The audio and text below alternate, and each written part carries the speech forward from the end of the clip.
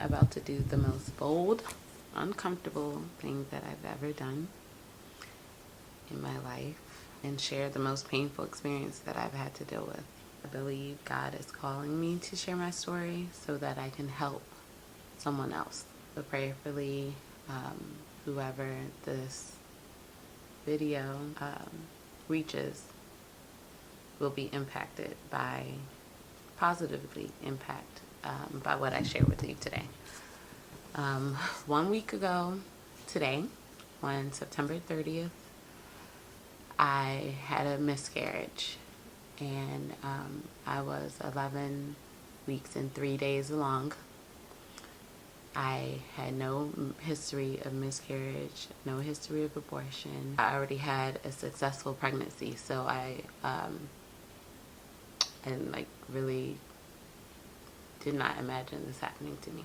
I'm gonna try to share the full story and make it as impactful as possible, but bear with me because I'm trying to get out my thoughts and get through this without having an emotional breakdown. My husband and I, like I said, already have a daughter. We were able to conceive her very easily. We've been discussing expanding our family. I have been holding it off just because I was thinking about like the experience previously and things I didn't love about going through the first postpartum period. I just wanted to make sure I was in a good mental space and fully ready to take on expanding and having a new addition to the family. So my husband and I decided that we would start trying after my birthday this year, which was in June, the end of June. And I started trying to prepare my body for it. I started taking my vitamins, trying to be a little active, making sure I wasn't drinking much. And when the time came that we agreed on, we tried, and within a month I found out I was pregnant. We were so excited. I know my husband was excited, especially because he was waiting since our last born to make sure he was just waiting on me. So I know he was super excited. I was excited also. My daughter has been asking for a sibling, and I knew that I wanted to give her one, and I knew that I saw myself with a bigger family than what we already had. So we were very excited when we found out. We shared the news with our parents, siblings, and very, very few friends. We didn't really want to start sharing the news until I hit 12 weeks, which is after the period that is most high risk for miscarriages. I was also starting to show already, so I started to get to the point where I was like, you know what, if people find out, it's okay. We'll start sharing very soon. I didn't even have morning sickness. The only thing is I initially lost weight because of food aversions, but I dealt with that with my daughter as well, so that wasn't a concern at all. She turned out extremely healthy. So I wasn't too worried about that, but I did make it a point to properly to start taking in more, even when I didn't feel like it, just because I just wanted to be as healthy as possible. I kept taking my prenatal vitamins daily. My blood work was coming back great. Things were going really well, and it was going well until it wasn't. On September 29th, I started cramping and bleeding, and I I felt like something was wrong. I didn't know what, because doctors say that if you're not bleeding at least like put two pads in an hour, you know, let me rephrase this. I was told that it was a concern and it was an emergency if I was bleeding through two pads within an hour. And if that was the case, then I should call the emergency room or the emergency line. However, it wasn't that amount of blood, and the amount of blood was more than spotting. So I knew something was up, but I didn't know what. So I called my doctor's office and told them what was going on, and they told me that I need to go to the emergency room. I went to the emergency room, and they did all their blood work, urine analysis. Things were coming back good. I did an ultrasound, and the ultrasound showed that the baby was extremely healthy. I was 11 weeks and 3 days, and the baby was measuring 12 weeks. It had a very strong heartbeat. It was 165 beats per minute, I believe. It had great fetal movement. That was actually the first time we saw the baby move on an ultrasound. So we were so excited. We were so grateful that that the baby was doing well. And the doctor did a pelvic exam and saw that there was moderate bleeding and saw a blood clot, but did not know where it was coming from. She gave me an antibiotic and told me that when another test comes back, if it shows that I don't need the antibiotic, they'll call me and tell me to come off of it. But she gave me the prescription and told me, at least start taking it now, just in case there was some type of infection causing the bleeding. So I went to the store that evening, got the antibiotic. Mind you, I was still cramping, but by that time the cramps had lessened, and even the blood slowed down. So like I said, very happy, very grateful. I thought that things were trending in the right direction. That night I went to sleep, and I woke up around 2 a.m. because I was having cramps again. But this time the cramps were worse. Well, it's not bleeding 2 pads full yet. So, I still had a sense of hope. I started pacing around. It got to the point where it felt like I was having labor pains. Like the pain just got so bad, and I started throwing up. And once that happened, I went to wake my husband up, because I was like, no, I was like, something is not right. Like, this is really bad. I can barely bear the pain. Something's not right. So I reached for his leg and was like, something's wrong. He got up. He tried to rub my back and help me, and was asking me what he needs to do. He was just there for me in that moment. And my daughter woke up, so I told him to just go and take care of her. So I went back to the bathroom, and I saw more blood, and I felt the baby coming out. I knew it was because it was big.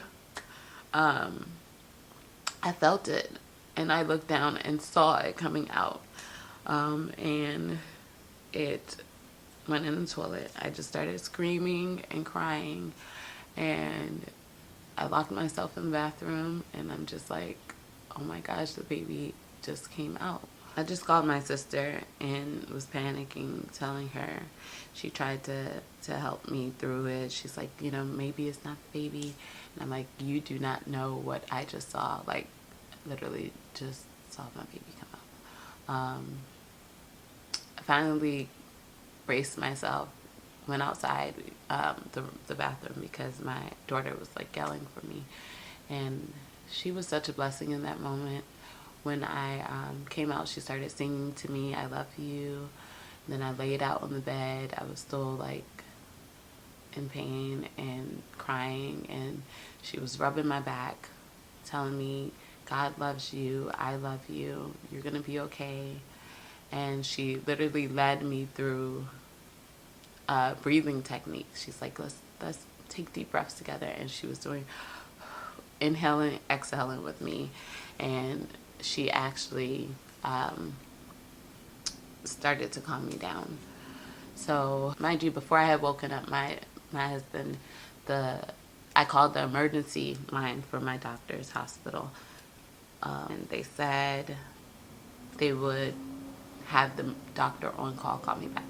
So after I was kind of like waiting around like for the doctor to call. I was like, I can't flush this toilet. I felt very, very weak, and I started just laying out on the floor because I was scared to bleed on the furniture. I was just like out of it, and I actually was scared that I was gonna just pass out. Just the overall weakness. We finally got a call back from the doctor on call, and he told me there was nothing he could do because he was in Maryland and I happened to be in Chicago at the time. So he told me to go to the emergency room, and I said, should I take the baby out?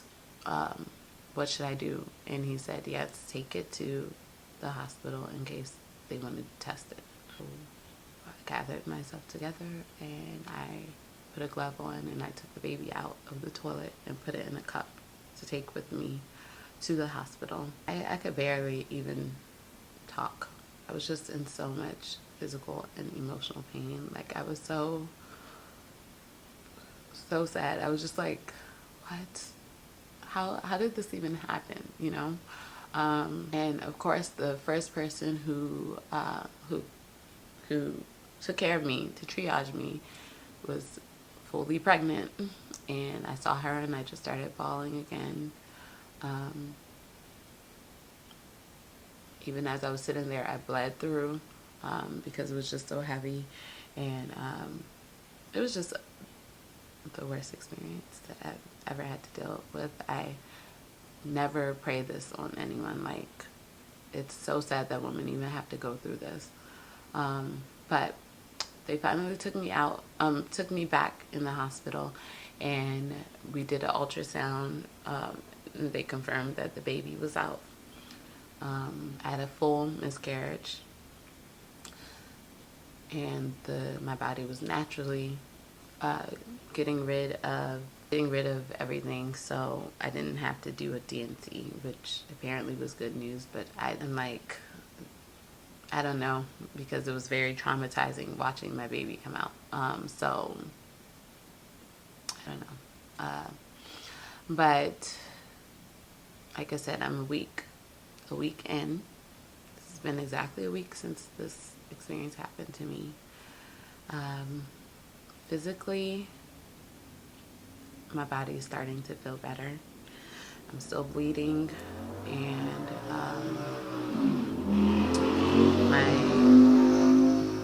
my breasts are still tender. My body is trying to adjust to not being pregnant anymore. Honestly, I feel like these physical aspects of my healing are consistent reminders of the baby not being here anymore. It's very saddening. Luckily, my cramping lessened. I don't really feel them anymore, but they were really bad for the first like 5 days. I had been feeling pretty dehydrated, partially because I didn't have an appetite to really eat and drink, but also I think because of all of the blood loss. I've been experiencing back pain, and just going through the motions. I've had many moments of just crying to the point that I feel like I can't even breathe, and I would have to like stop myself and take deep breaths. And mentally I'm getting there. I know that his plans for me are greater than what I can imagine, so I'm just leaning on him. So grieving is not linear. I realized that because I did have a good day and I was like, great, I'm doing better. Only for the next day, I was bawling my eyes out and like couldn't even stop myself for hours. I had several people pray for me and just talk me through it. I initially wasn't sleeping well at night. The first 3 or 4 nights, I was waking up in the middle of the night and I would have flashbacks of what happened. Flashbacks of that moment when the miscarriage happened, and I would just start crying and I wouldn't even be able to sleep. I have been trying to speak on this as a form of therapy, speak on it to get insight from others who have gone through it, just asking like how they coped, how long did it take, what the experience was like, because I never thought, I knew that miscarriage was a thing, but I never thought that it could be as dramatic as mine was. I thought it was more so like, oh, you might feel pain, you might have bleeding, you go to the hospital and they tell you, you know, maybe you lost your baby. I also did not know that a baby could come out. With me being so far along, like I was still in the first trimester. However, the baby was like fully developed and, you know, heart beating and big enough where I would have thought that, you know, it would have stayed there. But that's just to show that there's definitely a lack of information. I'll say a lack of sharing when it comes to miscarriage. Most people keep it to themselves, and it may be because of shame. It may be because they're just trying to deal with the pain. It may be that they don't know who to talk to. I know several people it's happened to, but I've never known the details of any of it. I feel like their bodies betrayed them, so they just feel alone. But I believe that that nobody should go through this alone. I'm so grateful for the support system that I've had through this. Like I said, it's not too many people who knew, but those who did really showed up for me, took care of me. My brother stayed in the hospital with me both days. His fiance joined the next day. They helped watch my daughter as I was being treated and taken care of. My sister, of course, she was the first person I called, literally like the second it happened, and she has been checking on me every day, making sure that I'm okay. My husband has been so amazing throughout this process. He's been so great. He's been very patient with me. He's been loving on me. He's been reassuring me. He's just been holding me down. Like, he's been gentle. He's created a safe space for me to speak about how I'm feeling, to cry it out, but not stay in like a depressed zone. He consistently reminds me of the blessings we already have, including our daughter. I just thank God that she was there in that moment. I thank God that, you know, so I know that my body can do it. My husband has also lost so much sleep taking care of me because I wasn't sleeping. And even, you know, if I was sleeping and my daughter woke up or had to be taken care of, he's really stepped it up, and I'm just so grateful, so very grateful for the spouse that I have. I just love him so much, and I want to thank him publicly for being my rock through this. Um, so, the purpose of me sharing this is to bring awareness to the topic. I feel like so many people feel alone when they go through this, but they are not. Literally 1 in 5 pregnancies end in miscarriage, which is 20%. That's a lot. Sometimes people know, sometimes people don't know. It can happen before pregnancies are even detected. I spoke to one person where she detected the pregnancy, but it happened 2 weeks after, so a little bit earlier on. But I feel like this is a topic that shouldn't be taboo. People should be able to speak about it. They should be able to share their experiences. I think speaking to people helps you process your emotions. It helps you get the support you need, but also those who've already been through it. Sharing your story can encourage the next woman to continue going, can show them that it's not just that their body isn't capable or their body, betrayed them. I want to encourage those who are currently going through it to lean on God, to seek any form of therapy you need. It's very traumatizing, I understand, but you will get through it. God still loves you. I know that going through it, I also felt bad for my family because I'm like, wow, they were so excited for this baby that was coming, and I shared it with them just to disappoint them. Even the fact that I went the first day and was told that the baby was doing great, that alone, going back and sharing the news, like, yeah, I went to the hospital, but the baby's doing fine, don't worry.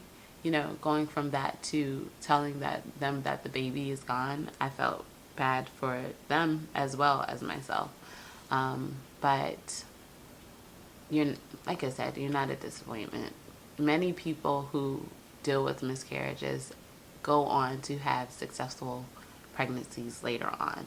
So just because it happened once, twice, even I've heard of stories where it's happened up to 9 times and people still were able to have successful pregnancies. So take your time, take your time to process it, take your time to be ready again. But when you are ready, you can do it. I know that there is purpose in my pain, and that's the thing that has been keeping me going. I know that I was meant to share this, and if it can help at least one person, then I believe that my experience was not in vain. I know that God doesn't give us more than we can bear. So I'm seeing a new sense of strength coming out of me from dealing with this. A few words of encouragement. Proverbs 3:5 says, "Trust in the Lord with all your heart and do not depend on your own understanding." A lot of times we try to figure it out. I know that I had so many questions and wanted so many answers that I did not get. But like I said, I'm choosing to trust God. I know that His plans for me are great, and it's that something good will come out of this. And also, God will give you peace. I am surprised that 1 week later, I am able to sit here and record this, and record it without bawling, because it's been really hard. But I do believe that God gave me peace beyond my understanding. So just lean on Him. And thank you again to my support system. Thank you to those who cooked for me, who sent food, who sent flowers. They were consistently reminders that God loves me when I didn't feel so loved. So I hope this message helps someone. And feel free to reach out if you want to talk or have any questions.